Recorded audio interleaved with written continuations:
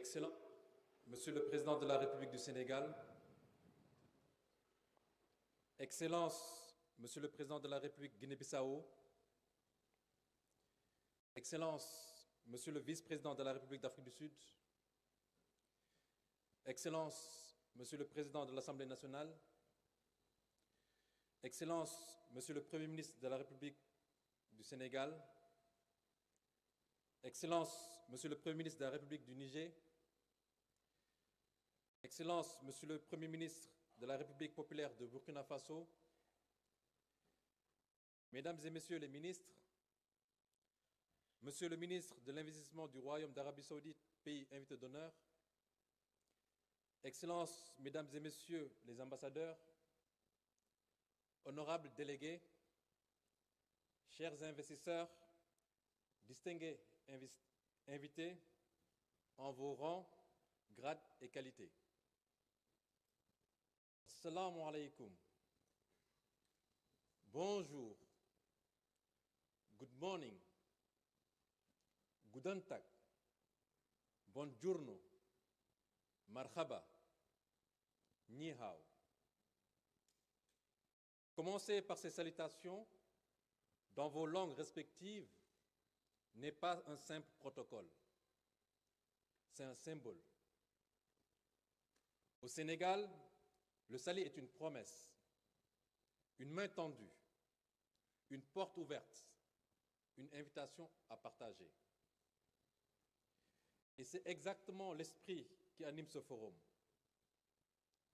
Embrasser nos différences pour bâtir un avenir en commun. Dans un monde marqué par l'incertitude, le Sénégal reste une terre de stabilité et d'attractivité. Sous le leadership éclairé de son Excellence, M. Bassirou Diomaye Diakhar Faye, président de la République, le Sénégal a engagé des réformes ambitieuses. Un nouveau code des investissements, des procédures digitalisées, une protection renforcée pour les investisseurs, un accès facilité aux fonciers. Ces réformes traduisent une volonté ferme: accélérer, sécuriser et concrétiser vos projets. Mesdames et Messieurs, FI Sénégal 2025 n'est pas un forum de plus. Cette deuxième édition incarne une vision forte, souveraine, audacieuse et pleinement assumée. Celle d'un Sénégal qui choisit l'innovation comme moteur, la transformation locale comme levier, la justice sociale comme boussole et la coopération équitable comme un principe cardinal. C'est le visage d'un Sénégal qui affirme haut et fort son ambition de devenir un pôle de stabilité, de confiance et de prospérité partagée, ouvert à l'Afrique et au monde.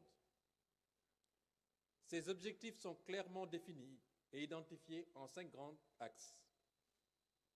Renforcer la compétitivité économique du Sénégal et son attractivité des investissements à l'échelle mondiale, financer des infrastructures de connectivité pour un aménagement durable des territoires favorisant une meilleure intégration régionale, accélérer la transition énergétique en soutenant les grands projets porteurs d'avenir, valoriser la jeunesse, la diaspora et l'innovation africaine, et promouvoir une Afrique solidaire, debout et actrice de son destin.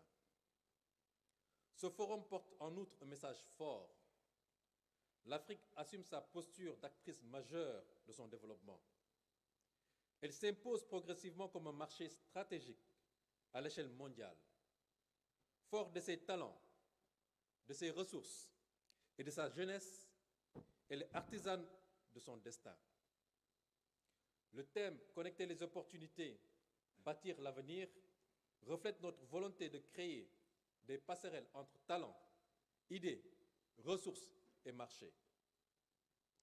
Il traduit un engagement fort, celui de co-construire des solutions durables et inclusives au service d'un progrès partagé. Durant ces 2 jours, le Centre international de conférences Abdou Diouf sera le théâtre d'un cadre d'échange de haut niveau de partage et de concrétisation à travers un panel de haut niveau sur le thème Renaissance africaine pour ouvrir les perspectives et de coopération continentale. Cette table ronde thématique sur la finance, l'agriculture, l'énergie, le numérique, la santé, l'industrie, le sport et la culture. Des boardrooms sectoriels pour présenter les projets prioritaires du Sénégal et de ses partenaires. Des expositions institutionnelles artisanales et culinaires, vitrines du savoir-faire sénégalais. Un concours de pitch innovation, de projets innovants, exclusivement réservés aux jeunes visant à valoriser la créativité. Aussi, nous avons le plaisir de vous convier à prolonger l'expérience avec un tournoi de golf exceptionnel, une excellente opportunité de combiner détente, sport et interaction dans une atmosphère chaleureuse. Et enfin, pour concrétiser vos échanges, une salle a été spécialement réservée à la signature des accords d'investissement et de partenariat issus des discussions menées dans la salle de presse. Ce forum, c'est donc un espace de décision, de confiance et surtout d'action. Mesdames et messieurs, le moment d'investir, c'est maintenant.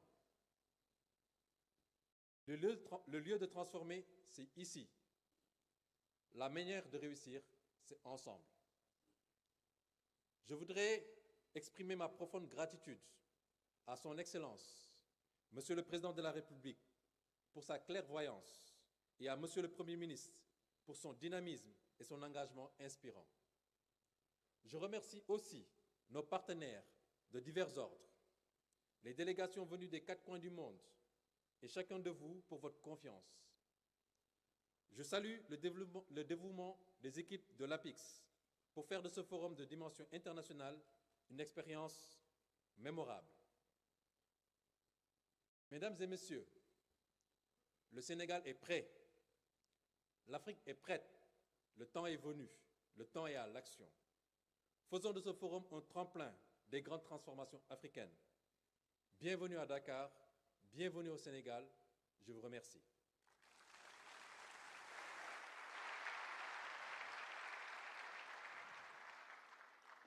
Son Excellence, Monsieur Umaro Sissoko Embalo. Monsieur le Président de la République du Sénégal, mon cher frère Bassirou Diomaye Diakhar Faye, mon cher frère El Malik, Président de l'Assemblée nationale du Sénégal, mon cher frère, Monsieur le Premier ministre du Sénégal, Ousmane Sonko, le vice-président d'Afrique du Sud, Premier ministre du Niger, Premier ministre du Burkina Faso, le ministre d'Investissement d'Arabie Saoudite, le ministre des Affaires étrangères du Royaume du Maroc, les membres du gouvernement du Sénégal, les chefs des institutions, honorables invités, les leaders du secteur privé, partenaires techniques et financiers, mesdames et messieurs, mes chers amis. C'est pour moi un grand plaisir d'être parmi vous ici à Dakar, cette vibrante métropole si chère au cœur des peuples de la région ouest africaine et de l'Afrique en général. Je me réjouis de prendre part à l'édition 2025 de Forum Invest in Sénégal. Je tiens d'abord à remercier très chaleureusement notre cher frère, le président Bassirou Diomaye Diakhar Faye, ainsi que le peuple sénégalais pour l'accueil fraternel et leur taranga légendaire. J'ai salué l'organisation remarquable de cette forum, devenu CP de temps un rendez-vous important et une plateforme stratégique pour la coopération économique et la promotion d'investissements pour le développement. Chers amis, comme vous le savez, la Guinée-Bissau et le Sénégal partagent bien plus qu'une frontière. Nous avions en commun un même destin, car nous sommes unis par les liens de parenté, des relations ancestrales, de bon voisinage, d'échanges commerciaux séculaires et un héritage historique, culturel et linguistique indissociable.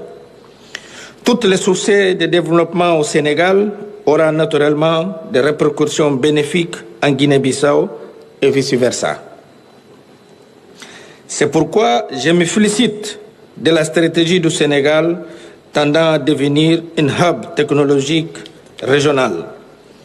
L'avenir de l'Afrique se construira certes sur l'infrastructure physique, mais aussi et surtout de la capitale humaine, la science, la technologie, l'innovation et la créativité. La révolution numérique des smart farming, l'agrotransformation, les énergies renouvelables, la santé connectée et l'intelligence artificielle doivent devenir les moteurs de la croissance et du développement dans nos deux pays. La Guinée-Bissau s'est engagée sur cette voie avec la digitalisation de ses services publics, la création des zones économiques spéciales et la promotion d'un environnement juridique propice à l'investissement privé.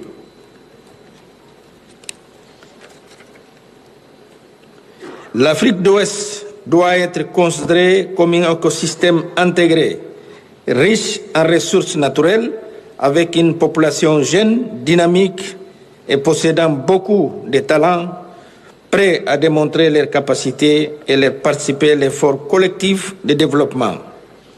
Nous les constatons tous les jours avec la création de nombreuses start-up et autres initiatives citoyennes qui méritent d'être encouragées et soutenues. Nos pays ont besoin d'investissements qui ne se mesurent pas uniquement en chiffres ou en redressement financier, et nous recherchons des investissements capables d'avoir un impact sur la vie des citoyens, notamment celle des jeunes, des femmes et de nos populations des zones rurales. L'Afrique a besoin d'un modèle de partenariat qui intègre les compétences locales et favorise le transfert de la technologie. Nos gouvernements ont la responsabilité et la volonté de promouvoir une croissance socialement juste, écologiquement soutenable, qui crée des emplois et contribue à l'éradication de la pauvreté.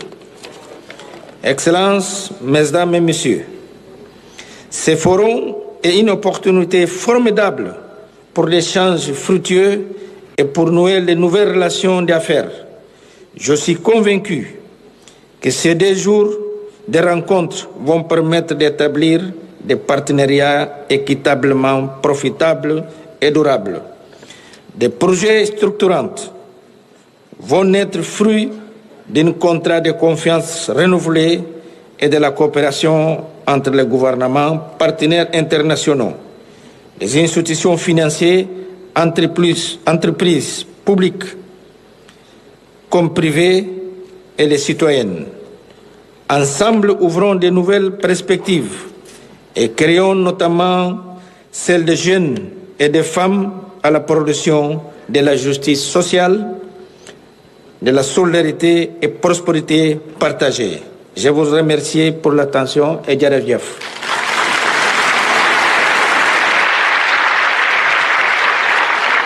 Monsieur le Premier ministre du Burkina Faso, dans un contexte de transition et de recomposition géopolitique, comment le Burkina Faso illustre-t-il une gouvernance africaine renouvelée, alliant résilience sociale et coopération sud-sud?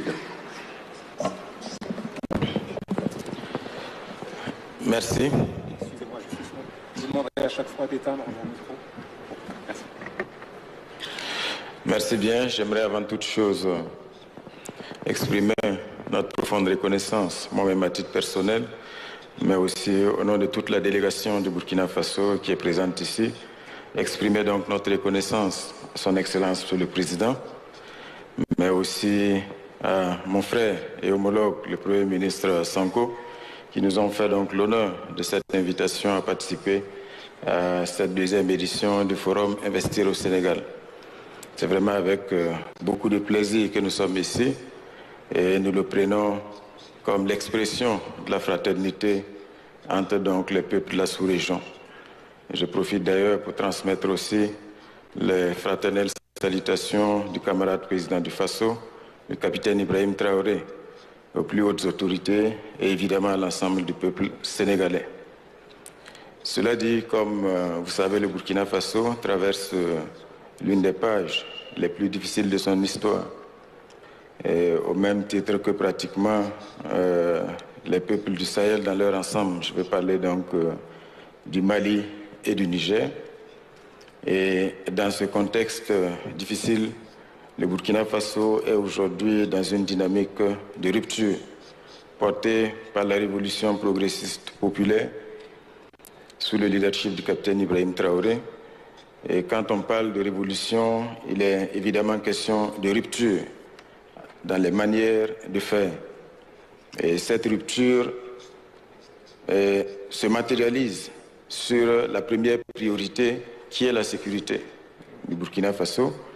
Et il y a beaucoup de réformes qui ont été engagées pour permettre au pays d'avoir une architecture de défense et de sécurité qui permettent de répondre à la menace et surtout de travailler donc à ramener la paix partout sur le territoire. Et grâce aux actions qui ont été entreprises en termes donc de restructuration de l'appareil militaire et sécuritaire, grâce aux moyens mobilisés par le peuple pour équiper son armée, grâce au leadership du chef de l'État, aujourd'hui, nous avons une dynamique très positive de reconquête du territoire. Et aujourd'hui, cette dynamique-là ne fait que s'amplifier. Mais nous sommes conscients d'une chose, et le président l'a toujours dit également, la lutte contre l'insécurité ne doit pas se limiter juste au combat sur le plan militaire, parce que nous savons que l'insécurité prospère également là où il y a bien sûr la pauvreté, là où il y a les injustices, là où il y a la misère. C'est pour cela que des grandes réformes sont entreprises aussi dans le secteur de la gouvernance dans son ensemble. Aujourd'hui, que ce soit l'administration, que ce soit le secteur des mines, que ce soit aujourd'hui tout ce qui concerne aussi la redistribution, bien sûr, des ressources du pays, il y a beaucoup de réformes entreprises. Et comme vous l'avez remarqué également, ça fait beaucoup de bruit. Le Burkina Faso, tout comme nos frères de l'AES, nous avons rompu un certain nombre de chaînes qui étaient là à travers donc des accords injustes qui étaient donc en vigueur dans notre pays. Et surtout, nous avons travaillé à être les maîtres du destin du peuple burkinabé. Je pense que mon frère, le Premier ministre Sonko, l'a dit.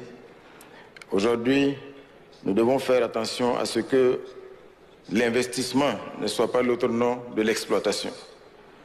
Parce que malheureusement, quand on subit les choses, et surtout quand on est tenu par des accords injustes, évidemment, les richesses du pays ne peuvent pas profiter aux citoyens, aux fils et aux filles du pays. L'autre vision également que nous avons aujourd'hui, et je pense que ça, c'est vraiment le combat de notre génération. Le Premier ministre l'a ébauché également. Quand on parle de renaissance aujourd'hui, nous avons subi trop d'injustices. Je veux parler de l'Afrique dans son ensemble. Cet après-midi, plaise à Dieu, grâce aux bons soins de mon frère le Premier ministre Sonko, avec l'autorisation de son Excellence, Monsieur le Président, nous irons à Tcharoy pour nous incliner et rendre hommage à nos pères qui ont été malheureusement donc massacrés. Je pense qu'il n'y a pas de terme plus approprié. Et aujourd'hui, nous devons nous mettre debout pour briser toutes les chaînes. Parce que le vrai problème aujourd'hui, c'est de se rendre compte que la souveraineté, personne ne va nous octroyer la souveraineté.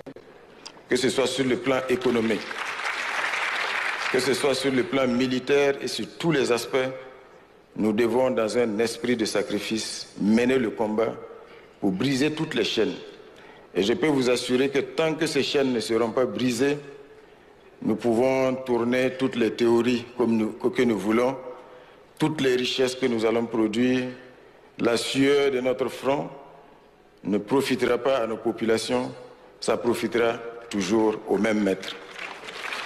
Donc, c'est pour dire aujourd'hui que nous sommes dans cet élan-là. Il faut aussi reconquérir nos identités. Important. Il faut que les jeunes Sénégalais soient fiers d'être Sénégalais. Il faut que les jeunes Burkinabés soient fiers d'être Burkinabés. Et pour conquérir cette fierté, il faut qu'ils connaissent son histoire. Il faut que il ne soit pas en admiration des héros venus d'ailleurs. Il y a des héros au Sénégal. Il faut qu'ils les connaissent. Il faut qu'ils s'identifient. Sinon, malheureusement, et je vais terminer par là, nous avons aujourd'hui tous les schémas qui sont là pour perpétuer la logique de la domination. Quand vous prenez l'éducation, malheureusement, je ne connais pas très bien le système éducatif ici au Sénégal, mais je peux le dire pour le Burkina Faso, nous préparons les jeunes à l'immigration. Parce que depuis l'école primaire au secondaire, il ne connaît pas son pays, il s'identifie à des héros venus d'ailleurs, et les modèles de développement qui lui sont présentés, ce sont les modèles de développement venus d'ailleurs. À cela, si on ajoute l'hégémonie médiatique, qui construit évidemment des modèles de réussite venus d'ailleurs, ben, vous avez des jeunes qui ont les pieds à Ouagadougou, à Dakar, mais en réalité, leur esprit est ailleurs. Parce qu'ils pensent qu'ils ne croient pas en leur pays. Donc je pense que c'est vraiment un combat profond à gagner et je pense que c'est vraiment le préalable pour que nous puissions aujourd'hui rentrer dans une dynamique vertueuse pour toute l'Afrique et faire en sorte aussi que nous nous rendions compte que les frontières ne sont que des lignes artificielles et que les lignes artificielles sont des lignes de fragilité, de vulnérabilité, d'affaiblissement. Et il y en a qui profitent justement de ces lignes artificielles. Donc nous ne devons pas les transformer en murs.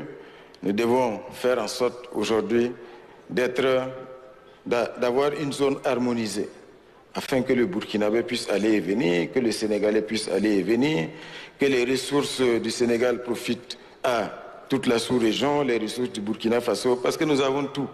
Je dis l'Afrique est un continent béni. Le moment est venu de nous en rendre compte et de faire en sorte véritablement de transformer tout cela. Merci. Fait l'honneur de nous inviter à cet important événement.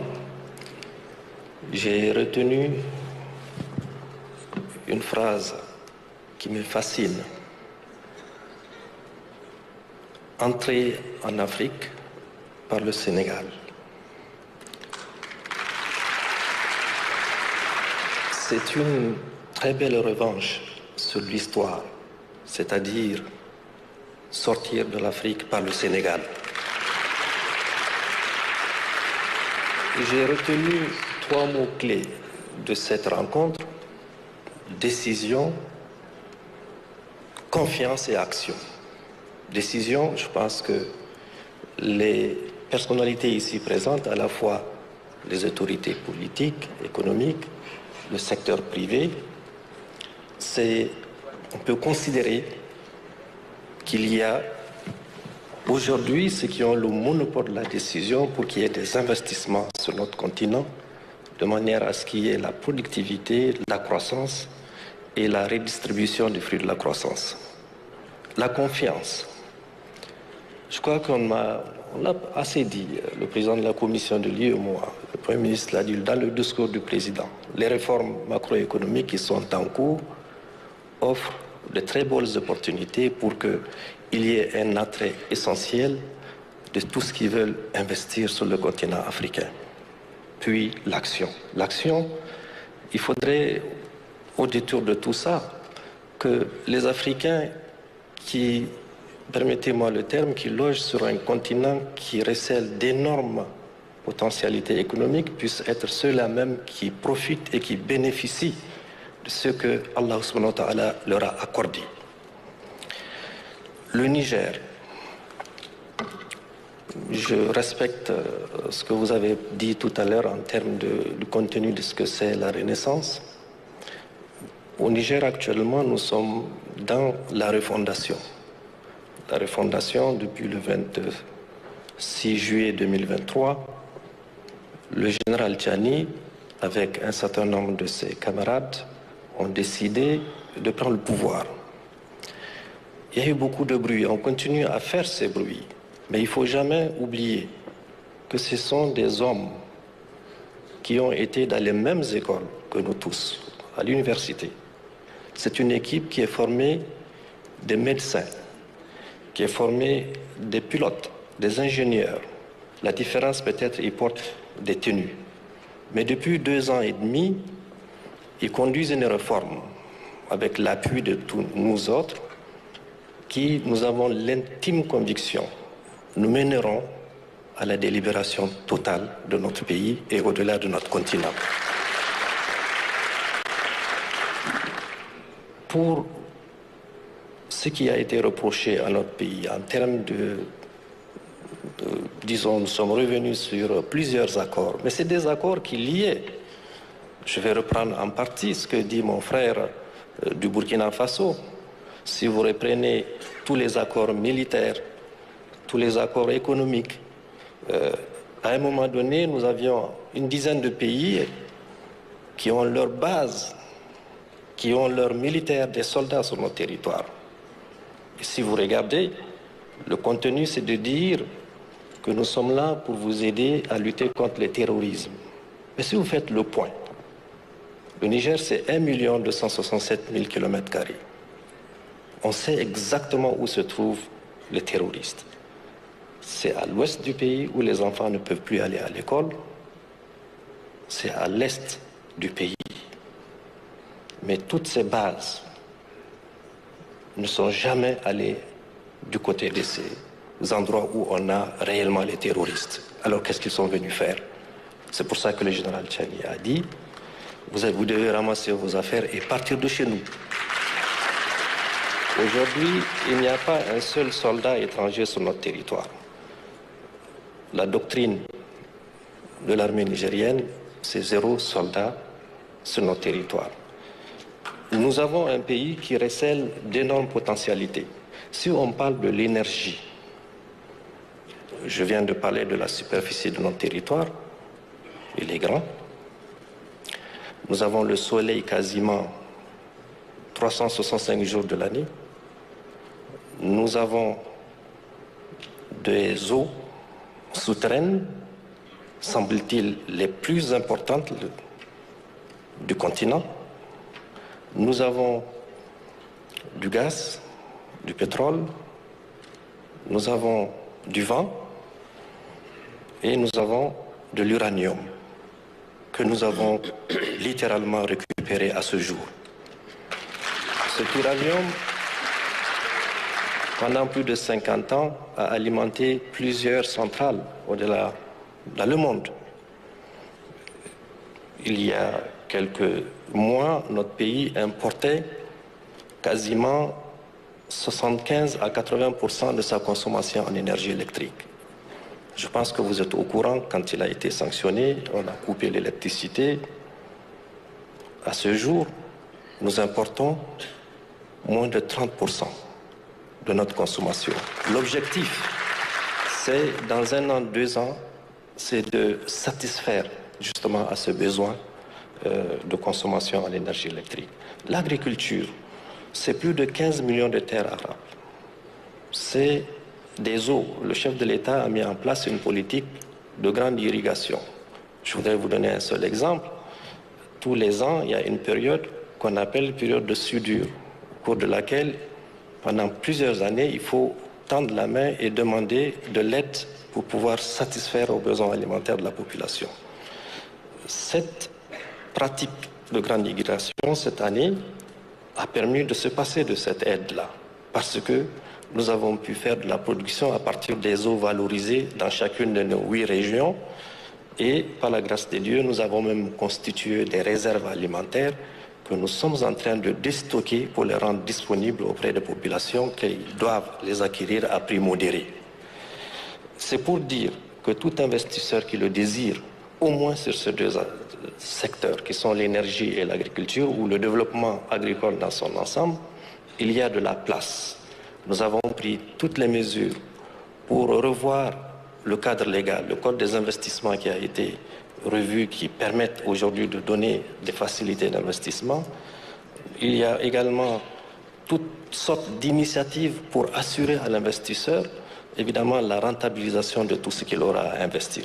Donc c'est pour dire qu'il y a beaucoup de perspectives importantes. Avec le Mali et le Burkina, nous avons formé la Confédération des États du Sahel. Il ne faut pas voir ça comme en termes des États qui veulent s'isoler. Non.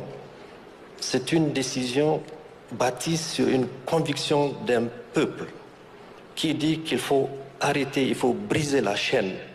Et je pense que c'est ça que l'Afrique doit faire dans son ensemble. Parce que Dieu nous a doté des ressources, nous pouvons nous prendre en charge. Maintenant, on reste ouvert à tous ceux qui veulent venir investir. Il faut qu'ils sachent que c'est terminé la période où on vient, on prend, on s'en va, c'est terminé. Je vous remercie. So I'll switch to English. It will be easier for both of you. Secretary General of ZLECAf, how can ZLECAf accelerate the economic renaissance of Africa as a whole with the integration of markets, the mobility of talents, and the growth of the value chains across the region? Well, thank you very much. I'm very happy to be Je suis ravi d'être au Sénégal. Je voudrais d'entrée de jeu remercier le gouvernement qui a invité l'Union africaine. C'est avec beaucoup de plaisir que je reviens à Dakar. Je voudrais également remercier les chefs d'État présents, de même que les chefs de gouvernement qui sont co-panélistes. Permettez-moi de parler en anglais. Je parlerai français ce soir. La renaissance du continent africain est une chose que l'on attend depuis longtemps. En mai 1996, les pères et les mères qui ont créé l'Afrique se sont réunis à Addis Abeba. L'objectif était de réintégrer l'économie de notre continent en créant un marché avec le libre mouvement des biens, des services et des personnes. Le deuxième objectif était de repousser le colonialisme et ses frontières. Et bien entendu, avec la débâcle de l'apartheid dans mon pays, l'Afrique du Sud, cet objectif a été réalisé. Nous avons repoussé le colonialisme. Il y a un objectif qui a toujours manqué à notre continent, pourtant c'est l'intégration de nos marchés. Cette contrainte a pesé sur l'aptitude de notre continent à réaliser le potentiel que nous avons. Le Premier ministre en a parlé. Nous avons un continent de 1,4 milliard de personnes et avec un PIB très important. Mais nous avons 42 monnaies, ce qui va dans le sens de la fragmentation du continent. Lorsque vous allez d'une partie du continent, que vous allez au Kenya par exemple, il faut passer à Dubaï pour pouvoir faire la correspondance. Le mouvement des personnes, nous parlons du mouvement des personnes avec le président Dangote. Il est plus facile de voyager dans l'Afrique en tant qu'Européen, en tant qu'Américain, que pour nous. Et tout ce dont je viens de parler se trouve dans le portefeuille de la renaissance économique de notre continent. Donc, les chefs d'État, dans leur sagesse, ont pensé que la ZLECAf serait un des instruments à notre disposition pour donner forme à cette renaissance économique afin de créer dans l'esprit de nos pères fondateurs et de nos prédécesseurs un marché unique. Je pense que si l'on n'a pas appris la leçon du colonialisme, on devrait apprendre la leçon de la COVID-19. La fragmentation est un mal qui sévit en Afrique. Nous n'avons pas la possibilité de produire ce que nous consommons. Les investissements sont tels que l'on importe plus de 50 milliards de denrées alimentaires par an. La leçon de la COVID-19, c'est que nous, en tant qu'Africains, devrions aller au-delà des slogans. Il faudrait que l'on puisse construire une industrie qui sera la prémisse de l'autosuffisance économique que nous appelons de tous nos voeux. Il n'est pas nécessaire de pleurer sur ce qui se passe dans d'autres contrées du monde. Il faudrait travailler ensemble pour créer un marché unique. Et je vais étayer cela de deux exemples. Son Excellence le Président a parlé de l'agriculture comme étant un des domaines de croissance du Sénégal. La vision du gouvernement ici pourrait permettre de faire une certaine modélisation du modèle économique. Chaque année, nous importons plus de 50 milliards de dollars pour importer des céréales. Et pourtant, il y a d'autres spéculations. Il y a du maïs en Éthiopie, en Zambie, ailleurs. Depuis 1960, des contraintes ont été vécues. Nous n'avons pas pu créer un marché unique pour la production de denrées alimentaires en Afrique. Alors pourquoi est-ce que l'on importe des céréales d'autres contrées du monde alors que nous en avons ici? Un autre exemple, les produits pharmaceutiques. En 1990, nous avons importé à hauteur de 20 milliards de dollars de produits pharmaceutiques. Et en réalité, cela veut dire que nous perdions l'innovation, l'emploi, la santé publique, etc. Donc, nous sommes vraiment au cœur d'une initiative que l'on devrait créer ici. Il faudrait que les choses se passent ici en Afrique, que vous soyez producteur de produits alimentaires ou de produits agricoles, il faudrait que vous produisiez à partir de l'Afrique. Dernier exemple, l'exemple des paiements.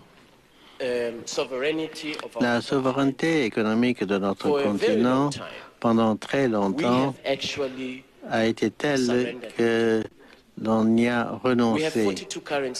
Nous avons 42 monnaies, comme je l'ai dit. Si je suis à Angola, où je vis, et que je veux faire une transaction avec quelqu'un en Tanzanie, il va falloir que j'achète une troisième monnaie pour une transaction impliquant un autre pays africain. Qu'est-ce que le dollar a à voir avec deux pays africains qui passent une transaction? Au niveau d'Afreximbank, eh bien, nous avons mis un système de paiement et de règlement africain qui permet des paiements numériques en monnaie locale afin que vous ne soyez pas obligé d'acheter une troisième monnaie. Vous pouvez, avec votre homologue sur une autre partie du continent africain, procéder à une transaction sans qu'une troisième monnaie soit impliquée. Donc, il nous faut créer, introduire des outils qui permettraient à la ZLECAf d'être une réalité. La réalité qui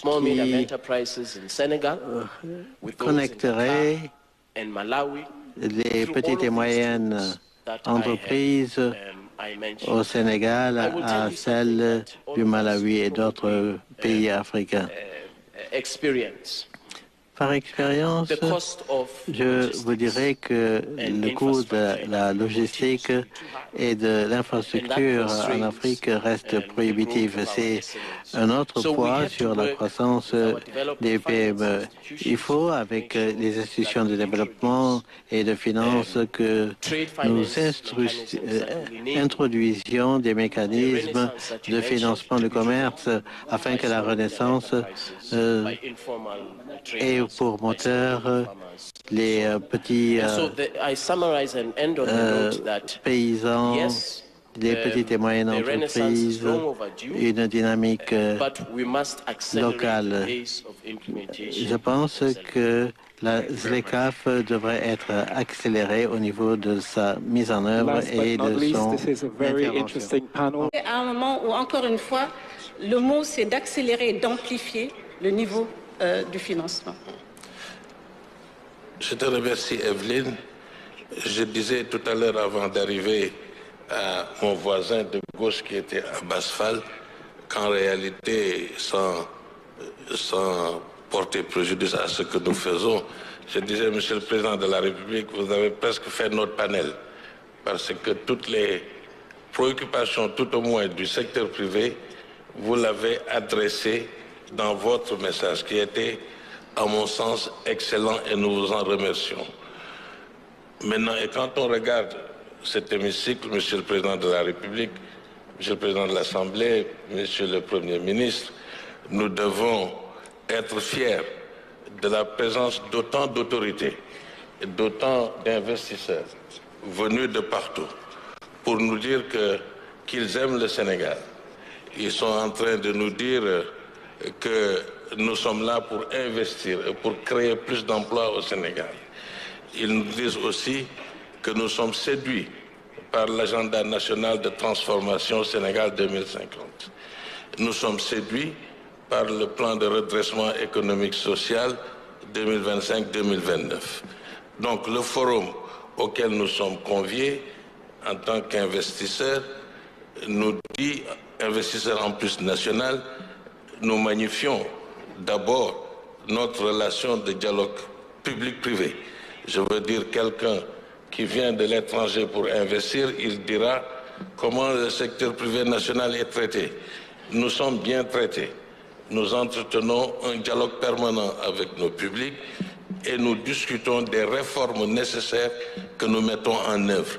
Vous l'avez évoqué tout à l'heure, que ça s'agisse de fiscalité, de code d'investissement, des douanes, bien sûr. Nous dialoguons, nous discutons, nous apportons nos préoccupations pour simplement créer un environnement meilleur dans notre pays.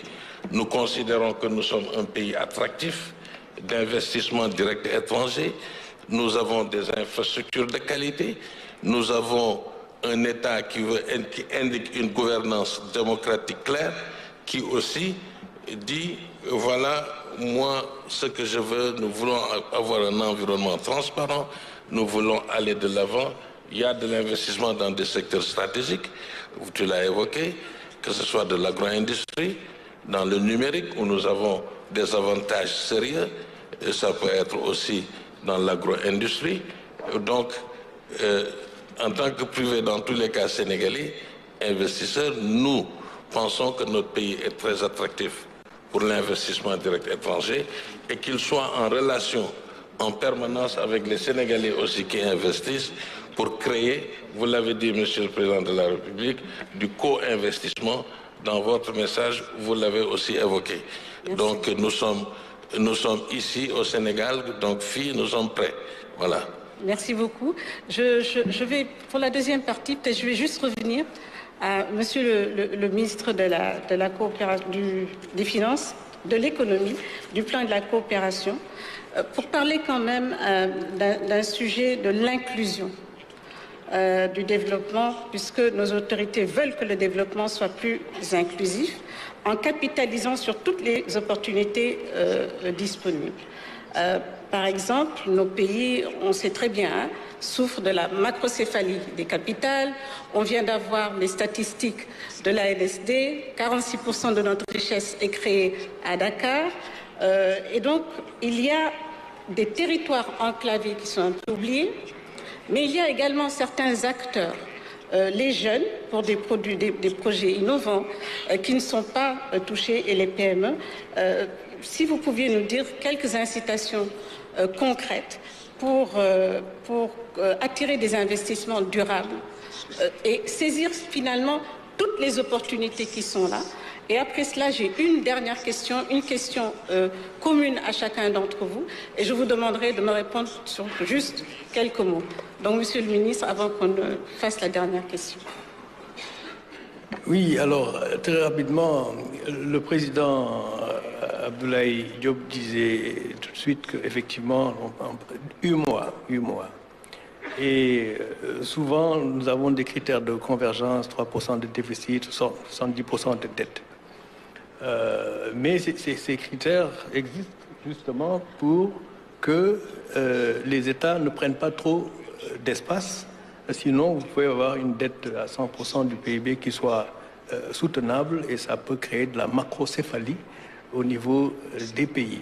De la même manière, à l'intérieur d'un même pays, il peut y avoir une macrocéphalie. Nous le constatons, par exemple, pour Dakar. Mais ce n'est pas tant la macrocéphalie qui est le problème. Peut-être, il faudrait peut-être des macrocéphalies multipolaires.